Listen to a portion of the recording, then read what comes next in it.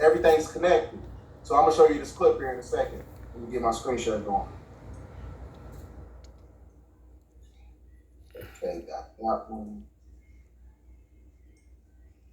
Quickly after this meeting began, one of the industry colleagues, who shall remain nameless like everybody else, thanked us for attending. He then gave the floor to a man who only introduced himself by first name and gave no other details about his personal background. I think he was the owner of the residence, but that was never confirmed. He briefly praised all of us for the success we had achieved in our industries and congratulated us for being selected as part of this small group of decision makers.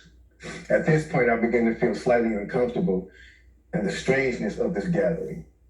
The subject quickly changed as the speaker went on to tell us that the respective companies we represented had invested in a very profitable industry, which could become even more rewarding with our active involvement. He explained that the companies we worked for had invested millions into the building of privately owned prisons, and that our positions of influence in the music industry would actually impact the profitability of these investments. Then he says, I remember many of us in the group immediately looking at each other in awe and confusion. At the same time, I didn't know what a private prison was, but I wasn't the only one. Sure enough, someone asked what these prisons were and what any of this had to do with music. We were told that these prisons were built by privately owned companies who received funding from the government based on the number of inmates. Mm-hmm. The more inmates, the more the government would pay these prisons. Mm-hmm. It was also made clear to us that since... Let me intervene real quick, because also during this time, you can see why they use NWA as a vessel to infiltrate the rap industry to basically create an influx of violence on the planet.